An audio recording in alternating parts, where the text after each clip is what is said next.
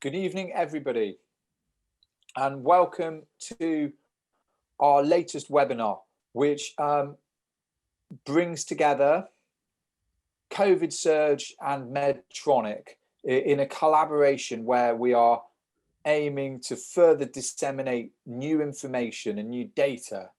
We're going through a difficult time, especially in Europe with COVID. And what we really want to do is try and present you with data that you can take back to your own hospitals and your own environments. And hopefully that data, you can use it to support your patients, whether that be to provide ongoing safe surgery or whether you're looking at getting through this second wave and restarting surgery. It's a pleasure to introduce the panel this evening. So in order that you'll be hearing from people, we'll start with James Glasby. Good evening, James. Good evening, everybody. It's a pleasure to be here. My name's James, and I'm a general surgery registrar in the West Midlands in the UK. And I'm a PhD fellow in global surgery, and I've been helping to lead the COVID surge cancer study. Thank you. Followed by that will be Dr. Kei Futaba from the Chinese University. Good evening, Kei. Hi everyone, I'm Kei Futaba. I'm a colorectal surgeon. I trained in Birmingham in England with Neil, and I am currently working as an assistant professor with the Chinese University of Hong Kong. And our executive speaker tonight, it's a pleasure to introduce Prof. Neil Mortensen. Good evening. So hello everybody, great to be here. Thank you very much for the invitation. I'm a colorectal surgeon in Oxford, and I have just finished being editor-in-chief of colorectal disease. And my current role is as president of the Royal College of Surgeons of England. We're kind of taking the big view on how all this is affecting surgery. For formality's sake, my name is Anil Bangan. I'm a colorectal surgeon at the University of Birmingham, and I'm the chief investigator of the COVID Surge platform. Now, just to start everyone off, we've got some brief data, and then we're really going to have a conversation. And we do want to hear your questions. So you can put your questions into the Q&A panel box, and please do send through your questions. We'll try and answer some of them via text. Some of them will feed into the discussion in the second half of the webinar. Some of them we'll have to take away and answer later. But actually, your interaction with these questions is really valuable. I think we have to, from a COVID Surge Collaborative, we've got a range of sponsors who made this possible. And it's important to thank them all because they came up and allowed us to run this COVID Surge platform that's collected this data. Now, for the first time tonight, we are launching our first global policy report. So this puts together all of our data in a simple format. But then it moves into how you might use this data to support services over the next 5 years. It's completely free to download. It's really visual. You might not have read anything like it before. And we're hoping that you can use it as surgeons, but you can also use it to engage your management and your policy makers. And as of tonight, we're sending it to every surgical association we can around the world. So please, the link is on screen. Please do download it. And this is your network. I'm aware that most of you and many of you tuning in tonight will have contributed data to this network. And thank you. And thank you also from the patient point of view, because I think this is really affecting patient safety and patient practice, which is why we're already doing it. For this phase of the data we're presenting, it comes from 50,000 patients during the COVID Surge Week study, which is going on right now. We've actually gone up to 120,000 patients in the database. And we're working to get that data out. But we span well over 2,000 hospitals, well over 100 countries. We're hitting 30,000 email addresses. So you are actually a member of one of the most powerful surgical networks in the world. If you're not a member, please join and take part in future studies. The story we're telling tonight, so the first study we published spoke about cancelled elective surgery in the first 12 weeks of the pandemic. And the figure we published was 28 million. And that really resonated with the public. We ended up in The Economist, The Times of India, and one of the highest outmetric scores of any surgical publication. So that really described the slowdown of surgery and how surgery stopped. Next, we published our Lancet paper, which showed that performing surgery in those really early phases of the pandemic on infected patients, we wanted to know whether the infection made a difference or not, and it did. Across all subgroups, the risk of mortality was extremely high, whether that was major or minor surgery, but it was related to age. So we unpicked the disease type with this study. So the phenotype of operating on someone who has an infection is severe. But we need more data. Now we're going to present data this evening on what the type of environment you operate in, and what the effect of that environment is. And James is going to do that. And then in the second half, Kay is going to talk about the role of testing. And really, we're launching these bits of data now so that you can plan restarting of your surgery. That's key. So James, while I will stop sharing that, while you load up your slides, James, if we could launch poll number 1, please. So a poll should be coming up on your screen. And in the meantime, James, I'm going to hand over to you. Thank you very much indeed, Anil. It's a pleasure to be here today to talk to you a little bit about the next part in the COVID surge data story. So this is a paper that we published last month now in the Journal of Clinical Oncology, which is one of the world's leading cancer journals, with all the collaborators cited as collaborating authors. And this asked a question about COVID-19 free surgical pathways, or perhaps you may have heard them as cold hospitals or green sites, or I think the college, Professor Mattenson calls them COVID light sites. So this idea of protected pathways for surgical patients. Now, these represent a huge administrative, logistical and financial burden to health systems and hospitals. So we wanted to ask in a global study, were these effective in reducing the risk of patients suffering pulmonary complications as a result of SARS-CoV-2 infection? So we've heard a little bit from Anil already about the importance of this question, and we know about now the severe phenotype of SARS-CoV-2 in a perioperative setting. So if we know that it's a bad thing for patients to get this infection perioperatively, the next question, of course, is how can we protect patients? And we felt that this was the most important and relevant question. The network fed back that this is being set up in different ways around the world, and we needed to get some data to support our decision making. So there's 2 different types of hospital that we define within this data study. The first was a COVID-19 free surgical pathway, and this was defined at the time that each patient had an operation. So for example, if the hospital wasn't COVID-19 free to start off with, but then developed a pathway later, then it was coded at the time of surgery. And in order to be a COVID-19 free surgical pathway, there had to be complete segregation, a policy of complete segregation along all phases of the patient's pathway, including the operating theatre, critical care and inpatient wards. There was no mixing with patients treated for COVID-19. Importantly, in our study, this could either be in an independent hospital, which was only delivering cold site elective surgery, but they could also be established in completely separate areas of large acute hospitals that were admitting COVID-19 patients elsewhere. So quite a pragmatic definition. If at any point along that pathway, there was theoretically a risk, there was no policy to separate patients being treated for COVID-19, then that was defined as a hospital with no defined pathway. So 2 important definitions to remember.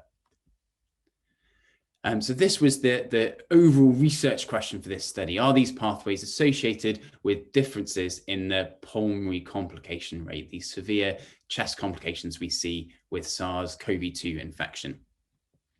And this is the methodology we set about to answer that question. So we included patients undergoing elective cancer surgery during the early phase of the pandemic, from whenever COVID-19 emerged in the local community when there were the first cases, up to April the 19th. We worked with leaders internationally from 10 different surgical oncology disciplines to collect data about the 17 most common solid tumor types that we operate on in surgery. And very importantly, you heard earlier about the outcomes in patients that were infected at the time of surgery. this study looked at the opposite group, so patients that had a confirmed negative test at the time of surgery or didn't have any symptoms and didn't have a test. So that was the group we were looking at here.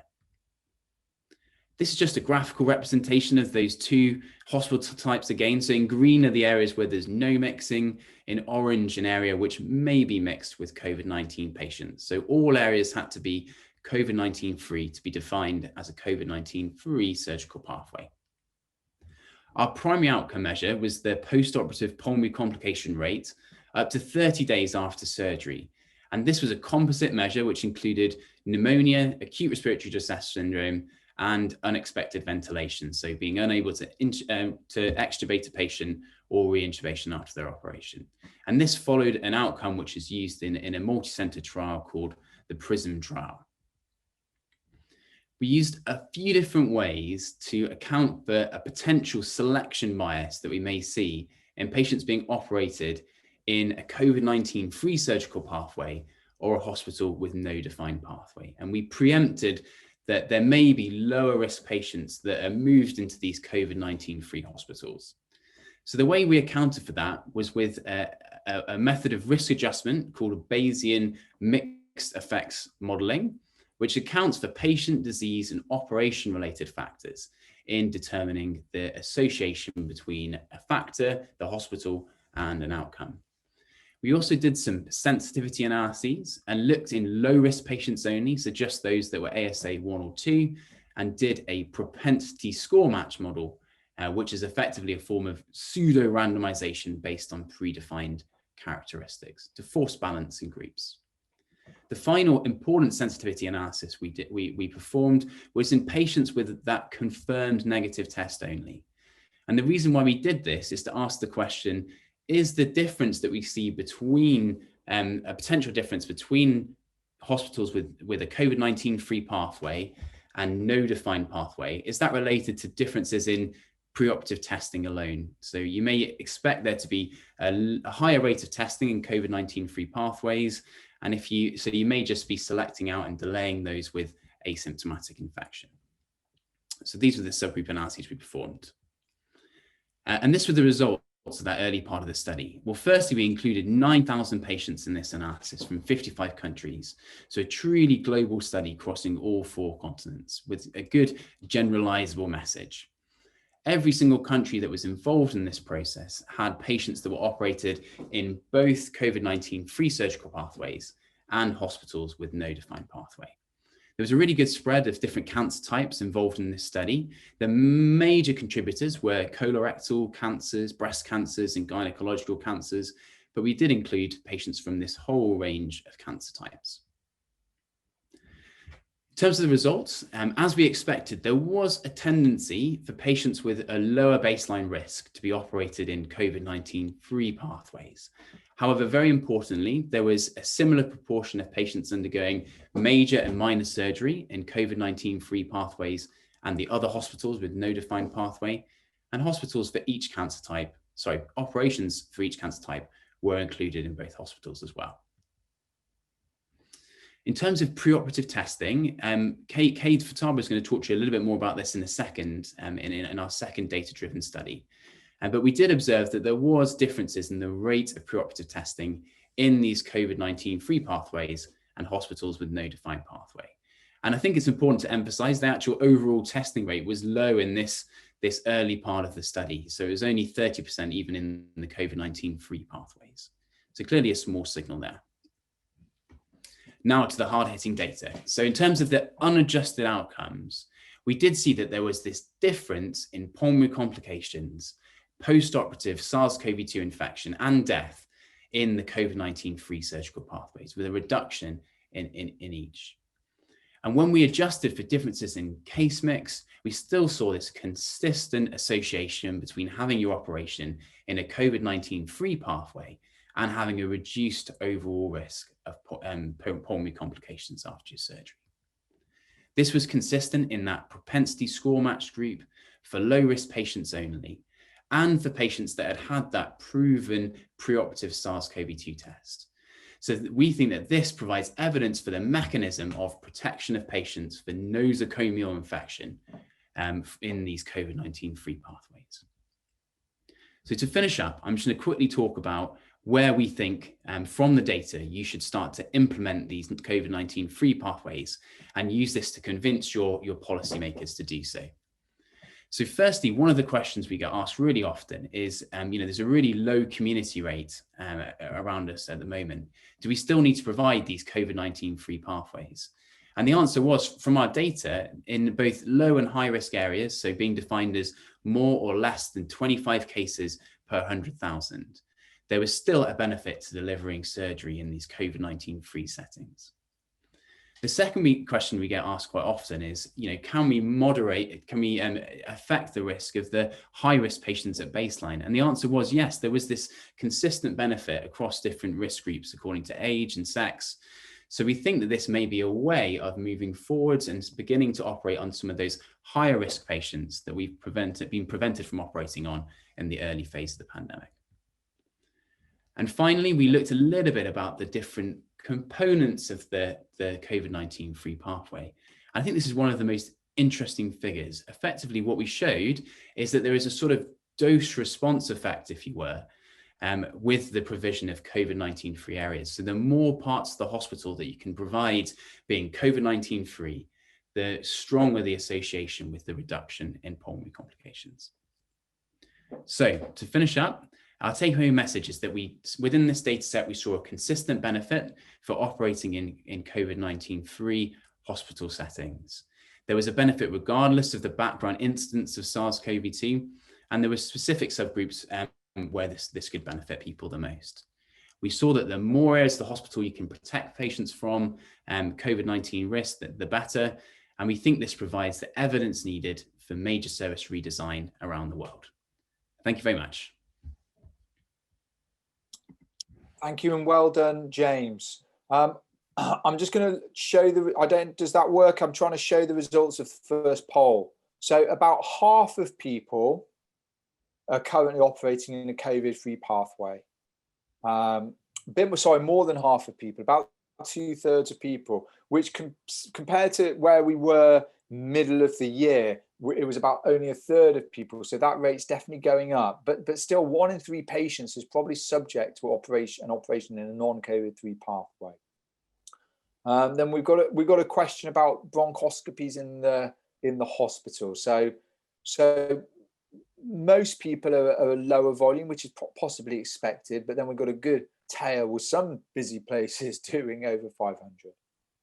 Okay. Thanks, James. We've already had some questions coming in, but I'm going to hold on to them. They're about what do I do if I can't provide a surgical COVID-free pathway. But we're going to go straight over to Dr. Kay Futaba for her talk. So Kay, while you're loading up your slides, could we please launch the second poll?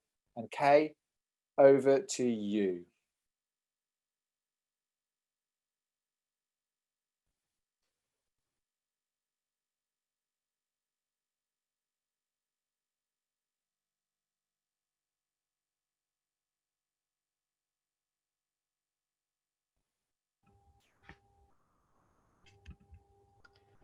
Okay, so thank you very much for allowing me to share the results of the international cohort study assessing the pre-op testing and the post-operative pulmonary complications in patients undergoing elective surgery.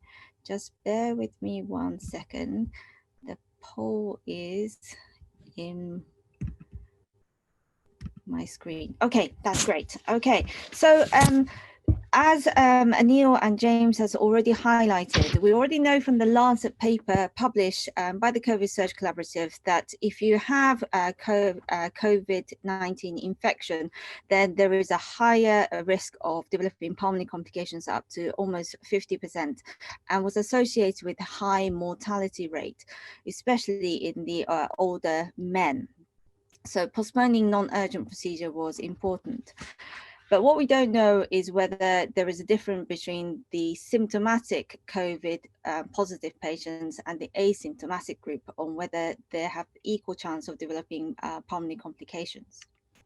So this latest paper from BJS assessed if and which preoperative testing strategy was associated with less pulmonary complications after surgery during the pandemic.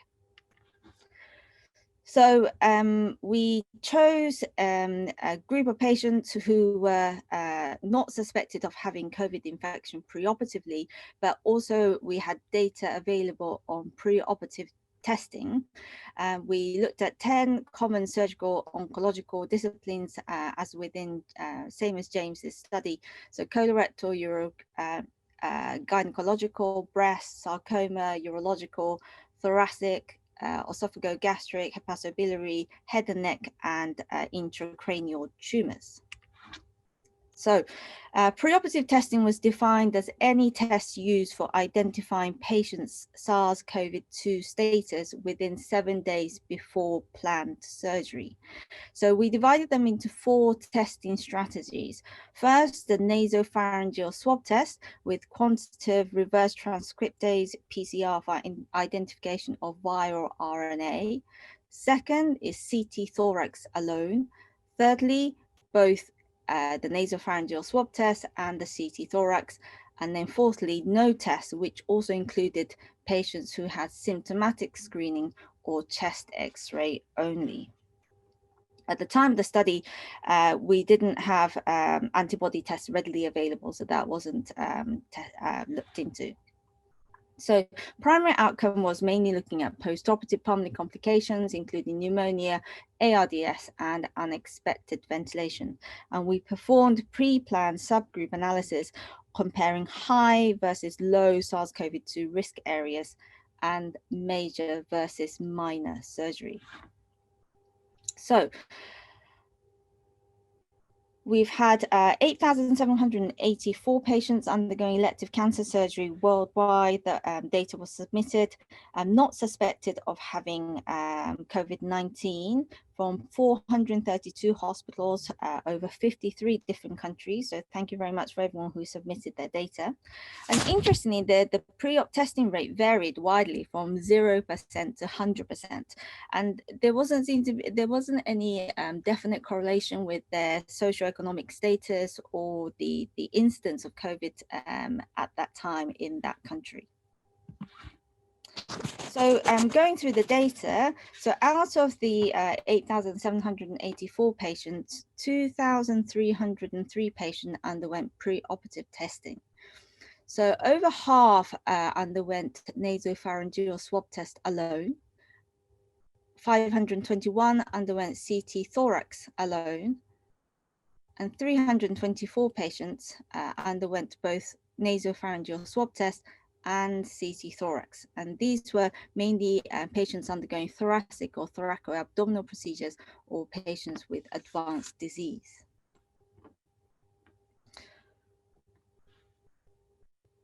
So we compare the patients undergoing no preoperative testing, swab testing, CT thorax, and both swab and CT thorax. And as you can see from your screen now, swab testing and swab and CT thorax were associated with a reduced rate of pulmonary complications compared with CT scan only or no testing. On adjusted analysis, swab testing was the only clear preoperative testing strategy yielding benefit with an adjusted odds ratio of 0.68. So looking at the subgroup analysis comparing high and low community risk areas, swab testing was associated with a reduction in pulmonary complication in high risk areas. Looking at major versus minor operations, it seems that the swab testing was associated with reduction in pulmonary complications after major surgery. So what does that mean? So the number of patients we need to swab in order to prevent one pulmonary complication is much lower in the higher SARS-CoV-2 incidence area and those who are undergoing major surgery. So this may mean that the swab testing yield is of a lower benefit in low risk areas, in particular minor surgery. So what about the timing of these tests? So out of the 1,458 patients who underwent nasopharyngeal swab test, 83% had single swab test 1 to 3 days before their surgery. and there was no proven benefit within our data of having a repeat swab test. So the take-home message from this paper is that preoperative nasopharyngeal swab test with the reverse PCR is to detect SARS-CoV-2 in asymptomatic patients associated with a reduced rate of post-op pulmonary complications. The main benefit was seen in patients undergoing major surgery in a high incidence areas. There was no benefit from addition of pre-op CT thorax or repeat swab testing. The beneficial effect of swab testing was most likely due to the identification of pre-symptomatic patients or asymptomatic patients before admission. So hopefully we can stop the pre-symptomatic patients from undergoing surgery and developing severe COVID-19 after surgery, or preventing cross-infection from asymptomatic patients coming into the surgical wards. So if they test positive and if it's safe to postpone surgery, then surgery should be delayed. So early data suggests that patients who had COVID infection was associated with increased risk of pulmonary complications compared to no infection. And when we split by the time from swab to surgery, both pulmonary complications and mortality were lowest if you could wait 4 weeks from the notification of positive swab test to surgery. So further research is urgently needed to validate these figures in a larger series. And as Anil explained earlier, we have just done the COVID Surge Week study in October 2020, which is probably the world's biggest surgical collaboration to date, with over 15,000 surgeons registered, collecting data worldwide. So we look forward to sharing the results with you once we have all the data available. So the most important thing is sharing this data to try and help you decide on which preoperative test would be of benefit to your unit. So I hope you can use the animated abstract, which can be found on YouTube. We have also been working with patient groups to produce lay abstracts so that we can also offer these information to patients. We have also visual abstracts available, which can be easily shared, and I hope many people can use the data to implement some changes in your unit. So we would like to thank everyone who have contributed their time and data, and thank you to all these societies for their kind support to make this happen. Thank you. Thank you very much, Kate. That was a really clear and impactful presentation. I'm just going to share the results of the next poll. Hopefully you can see that. So do you routinely test patients? This is interesting. I guess quite rarely does one get to see such a massive change of surgical practice in less than a year.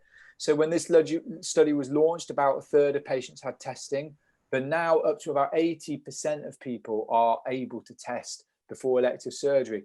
But that's interesting. About 1 in 5 isn't getting a routine test. So 9% are doing a selected testing, which fits with our data, but still 9% and then another 3% are not getting testing, which is worth discussing.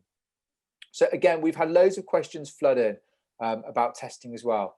But I think before we come to those, we need to understand at a higher level what our data means and how we can look at that data. So it's a pleasure to ask Professor Mortensen to give us an executive summary, really, of the paper that was published in the JCO and perhaps about testing. That paper was published in the BJS, the British Journal of Surgery. So Professor Mortensen, over to you, please. So thank you very much. Many congratulations on putting this group together. 9,000 patients in the audit in James's paper, and James and Kay beautifully presented summaries, and I don't think I can do much better. Of course, the Lancet paper, when it was first published, was really scary, and everybody thought, well, if that's the case, how on earth are we going to get back to delivering elective surgery? And I think this JCO paper and the BJS paper, they're the first of, I think, quite a number of papers which will begin to reassure us that we can do safe surgery if we do it in the right way.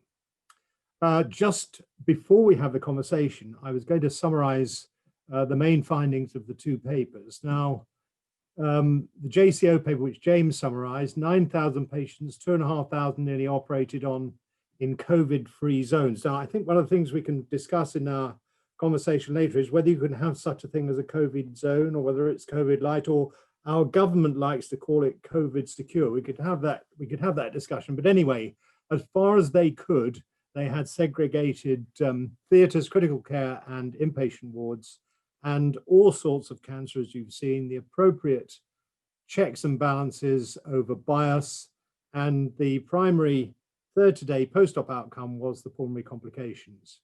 And the main findings, just to summarize for our conversation then, were the rate of post-operative COVID infection was lower in the COVID-free zones. The infection with the virus was associated with high rates of pulmonary complications. And in those who had the virus, the mortality with complications around the lungs was around 17%. So this is a really scary figure. The benefit of those COVID-free pathways was most marked in areas where there was a high local prevalence of the virus or infected patients and population, and the effect was greatest, to emphasize its last few slides, in those which had the most COVID-free elements to their COVID-free zone.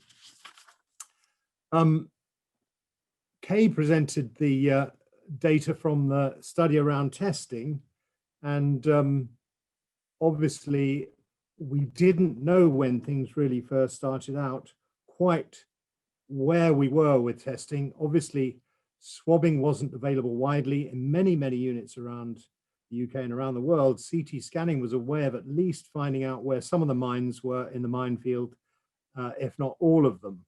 And it's nicely shown that it's swabbing with a PCR test is what it's mostly all about.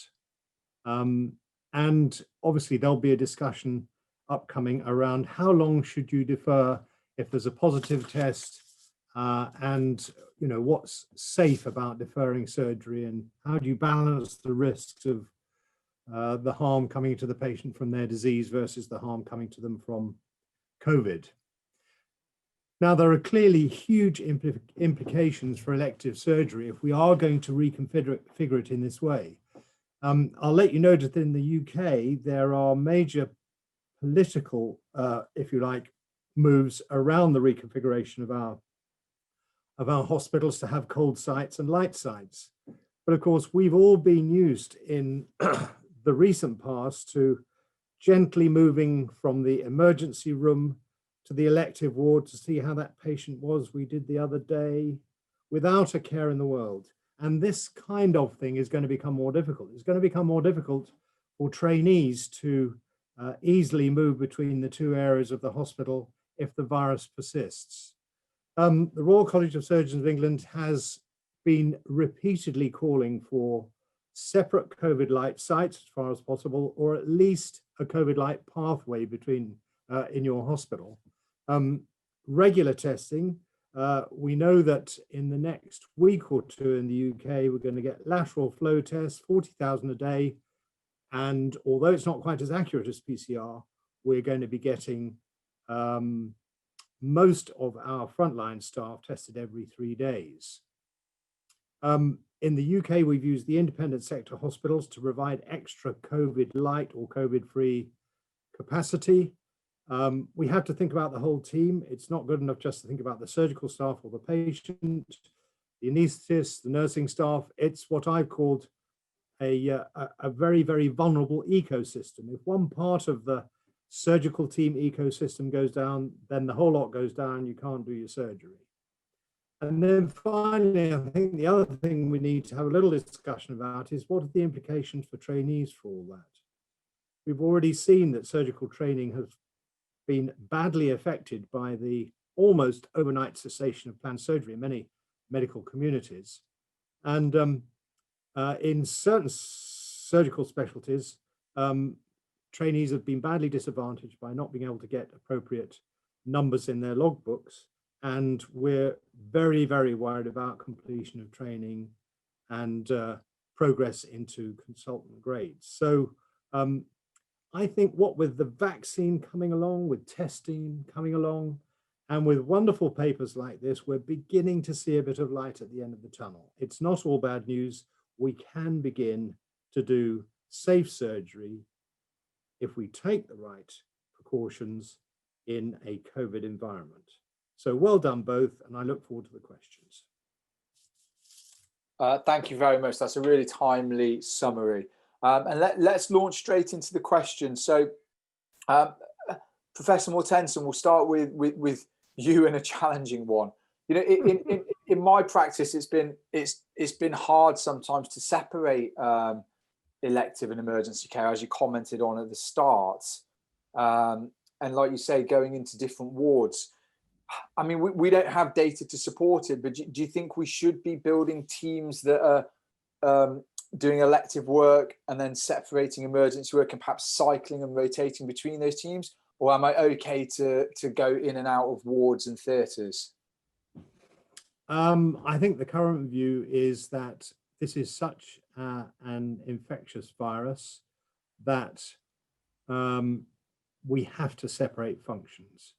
And as I was saying earlier, there is now political will to separate functions. This has enormous implications, as you've been implying, for both consultant staff practice and trainee practice in terms of organization. I mean, whilst there is a high prevalence of the virus, then I think we should be thinking rather like, you know, an elite football team. We have a bubble of the theatre team, of the patient, of all the staff in that bubble, and we keep them separate from everybody else for a period. Maybe you do a kind of 3 or 4 week spell of elective surgical duty, and then you come off that and you do a separate spell of emergency duty. This is all complete speculation. It's all the kind of stuff that people are talking about. Nobody quite knows what is the best thing to do yet. And then let's stay on, I'll go to Kay, but I'm going to ask everyone this question. This has come in. So let's stay on staffing for a moment. Of course, the surgeon is one part of the team, and the theatre staff, the scrub team, the scrub nurses, who can all end up in different parts of the hospitals, are even more numerous than surgeons. Kay, in your environment, and as Hong Kong has dealt with the virus, how have you had any control over the theatre staff? Have they kept themselves separate? Have you lost theatre staff to redeployment? How has it been with the rest of the staff? Thank you. So I currently work in Prince of Wales Hospital, which was a hospital that was affected by SARS a decade ago, and we lost many staff and staff's family, as well as patients in our hospital during SARS. So coming from UK to here, having no experience, I was very amazed at how quickly they implemented all the measures as soon as this COVID-19 pandemic broke out. So we started quite early. It started in January this year for Hong Kong. And as soon as it started, the whole hospital was under lockdown, and all the staff were adequately protected with PPEs, and everyone was already trained with N95 masks and the appropriate PPEs. So in a way, the Hong Kong team were a step ahead in this pandemic, just because of the experience that they had with SARS. I think for the medical staff, they implemented the hot and cold team. But for surgical staff, we have, luckily, we haven't had many patients affected with COVID-19. So we haven't had to have a hot and cold team for us. But for staff-wise, unfortunately, we've had a surge of patients in short period of time. So nursing staff, theatre staff, they were deployed to go and help with the COVID-19 situation. But usually if you were dealing with the hot cases, then you would just deal with the hot cases, and you were excused from the elective setting, and to try and minimize crossover of hot and cold areas. Thank you. And James, from a trainee point of view, do you think trying to rotate between a hot period and a cold period could help relieve some of the pressures on training, or is that proving to be impossible at the moment? Thanks, Neil. As everyone's highlighted, it's such a challenge. I think the most important thing is that elective surgery does continue safely, and that's what we all want for our patients, but that will also support our training. So whatever measures we can put in place to continue safe elective surgery will drive forward training opportunities for us. At the moment, I think it sort of hits a crisis point, and then everyone gets put on emergency rotors with no sort of view to getting any elective work back for a short period of time until the community rate dips again. So I think it has to be a strength if we can set up these cold pathways and then have these teams, rotating. I think that probably does improve our training opportunities as well. I think it's very important to also recognize the kind of the sort of stress and cognitive load this puts on the system as well. And we all need to look after one another and make sure we have pathways to identify colleagues in need and good, robust support infrastructure to make sure that this can happen safely as well. Thank you. And then just cycling back on staff to Professor Mortensen, the message for the individual surgeons who are listening to us, are the wider issues on trainees and staff, should surgeons be staying out of that, or can the surgeon be a leader in setting up these pathways and these teams? I mean, I think one of the lessons from the surge in the UK was that many local teams came up with brilliant solutions. You can have all the top-down management you like, but it doesn't really solve the problem at a local level. So absolutely, I think surgeons and anaesthetists need to be involved in these these arrangements. And it's interesting. I know you're in Birmingham and I'm in Oxford, and just by an accident of history, you've had a great big fancy all singing, all dancing, one great big building built. Whereas in Oxford, we have the John Radcliffe Hospital, which is the acute hospital. And we have a mile away the Churchill Hospital and the Nuffield Orthopaedic Centre. Both of those are elective. During that time, still quite a lot of orthopaedic surgery continued. And on the Churchill site, about 200 or 300 cancers were done. Separate staff, separate anaesthetic staff, separate ITU. Not one cancer patient of that 200 or 300 cases got COVID during that period between mid-April and the end of mid-July. So it's very, very interesting. I think, we have based all our hospital architecture building and our training plans on what seems now to be an inappropriate model. And as you say, it's incredibly, incredibly expensive. It's incredibly, incredibly difficult in terms of management and restructuring. And it's incredibly, incredibly difficult for patients too, of course, because if you have hubs to which people have to travel, they don't like it too much. But I think that's probably got to be the future. I'd be very interested to hear what everybody else says and what your questioners think. Kay, do you want to comment on that? Do you think, is it in your environment, or can you separate out elective and emergency care?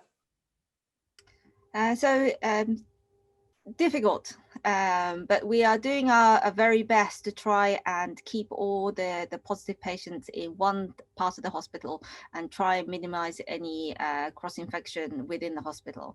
But I think UK are a lot more fluid in using the private sector to help out with the surgery, and I think this is currently not available for us.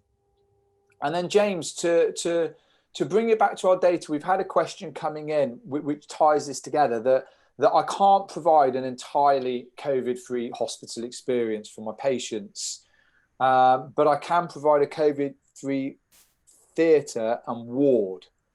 But because the COVID patient's in the hospital, should I stop operating? What does the data say to that? Thanks, Anil. This is obviously a really tough question, and one that we toyed over at length when we were designing this study and the questions inside it. So we had quite like a pragmatic definition of COVID-free pathways, which did allow them to be within independent hospitals and set up within major acute hospitals.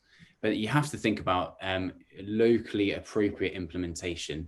Every way that you can reduce potential exposure to the virus in your hospital is a strength. And then you have to think about the individual patient risk. So we're working at the moment using this larger data set to build kind of machine learning risk scores to help decide who will be at enhanced risk during the pandemic and who you'll be able to potentially operate on more safely. So I think the question obviously is at a patient level, not necessarily at a hospital level. It depends on the community risk. And certainly we have seen great examples of hospitals setting up dedicated COVID-19 free pathways within these kind of major acute hospitals. So COVID light, I think they'd be called, rather than kind of independent COVID-free hospitals. Thank you very much. I'm just going to come to a couple in our last sort of 5 or 6 minutes. I wanted to come to a couple of specific questions that have been sent in. So we'll ask everyone's view. The first one is I'm doing preoperative CT thorax testing for COVID in my patients. So James, let's stick with you because you're there. So does the data suggest continuing that practice or pausing that practice? So the data at present suggests there's no additional benefit to doing a CT scan as a preoperative testing strategy for SARS-CoV-2 infection in asymptomatic patients. However, we do know that before cancer surgeries, often people refresh their CT thorax and abdomen to check whether there's been any disease progression. And of course, that wouldn't preclude that, but specifically as a diagnostic strategy for SARS-CoV-2 or COVID-19, as we've seen from the Royal College of Radiologists in the UK and other groups internationally, there's probably very limited additional benefit to using CT at this stage.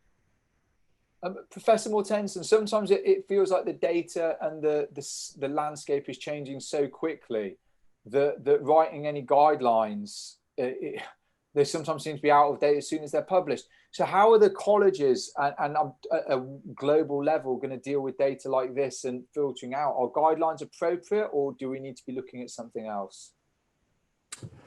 I mean, you're absolutely right. I mean, I must have read so many copies of guidelines of one kind or another over the last 6 months. I'm nearly died from it, but worse than COVID. I mean, obviously, people look for leadership. People do look for guidance. People do want some help in making these difficult decisions. So, I mean, I think as all the new data develops, we will have to relook at the way in which we, if you like, advise and guide all our members and our surgical community. I mean, it could be, for example, looking on the bright side, that there is a 90% immunization with a vaccine that works by, say, October, November, and there'll be frequent testing around the whole, if you like, elective surgical patient pathway. And many of these worries will completely disappear.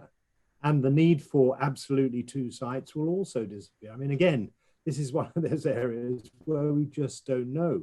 But I think we have to, absolutely right, we have to keep our eye on the data and be driven by the evidence to make the very best decisions about what's best for patients and for our health systems.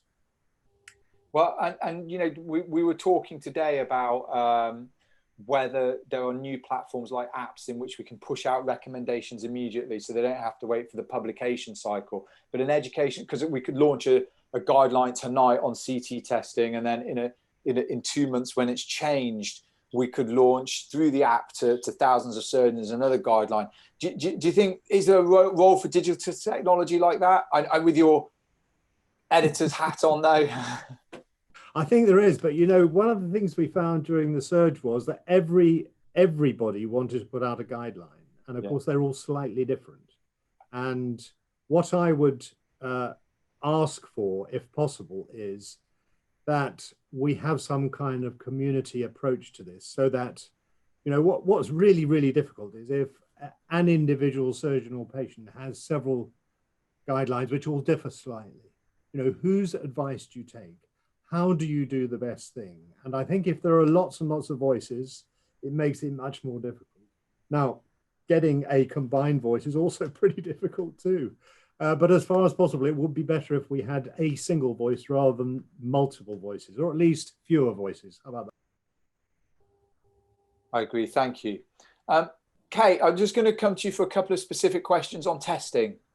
So one's come in that I haven't got my patient swab result back, but I'm ready to do my operation. Should I carry on?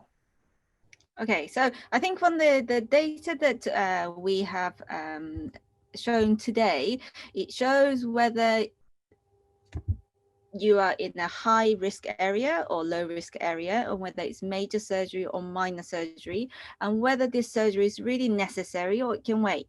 So I think if you are in a low risk area having minor surgery, then the evidence show that it's probably okay to proceed. However, if you want to be very careful, then if it's non-urgent surgery, then it may be better to delay.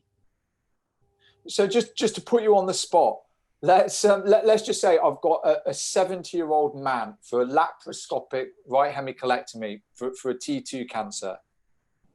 Let's say he's a little bit overweight, but not obese, but he's a smoker. Now, theatres are ready to send for him, but I haven't got a swab result back. I know, let's say it's in England at the moment, and our rates are very high. So should I just carry on and hope for the best with this guy because he feels pretty good, he's relatively asymptomatic, or do you think, does the data say that we should be pausing? So data suggests to pause. I think at the moment, I think it's not necessary to take on these risks without the urgency. So if it's an elective surgery and it can be postponed until we have the clearance, then I think that will be safer for the patient and for the rest of the ward. And I think that's what our data shows. And we've had a question coming in saying, what if I'll get into trouble if I lose an elective list, which is fair because they're so precious. But what I would say at the moment is that you've now got the data to support that decision. So if you are worried about a patient, if you haven't got a swab result back, you should at least pause until you can get a swab result back. And I think everyone seems to be finding that swab results are coming back a little bit faster now. But if you come under management pressure, I would say that you've now got a data to back up that strategy of waiting an hour maybe for a swab result. Does that seem reasonable, Kay? Absolutely. And I think from our results, it seems like 1 to 3 days preoperatively is okay. So I think it's all about forward planning and making sure that patients going for elective surgery can have timely testing preoperatively so that there's no unnecessary delays for elective surgery. Thank you. If we're going to ask one more question, but if we could launch the final poll, please. So James, the final question is going to come to you, and it's come in saying that I've got an asymptomatic patient who's got a positive swab. How long should I postpone surgery for? Thanks, Neil. So yeah, we don't know the precise answer for that at present, but we are doing our best as a global surgical collaboration to answer that more robustly. So we published some pilot data that Kate showed a visual abstract of. It was only 122 patients, so really early data, but it was all we had at that point, which demonstrated that there was this persistent effect on the rate of pulmonary complications and death up to 4 weeks after having that notification of a positive swab. In terms of patients that you re-swab and they're still positive, I'm afraid we don't have any data yet to express that. I mean, we still don't know whether that window is really accurate, but we're running this study called Surgery right now, which has just finished its patient identification period. As Kay said, I think there's 85,000 patients in that study already. And so we'll be able to more robustly bring out data for this community to inform how long you should delay that operation for in order to, forgo the risk of pulmonary complications in asymptomatic infected patients.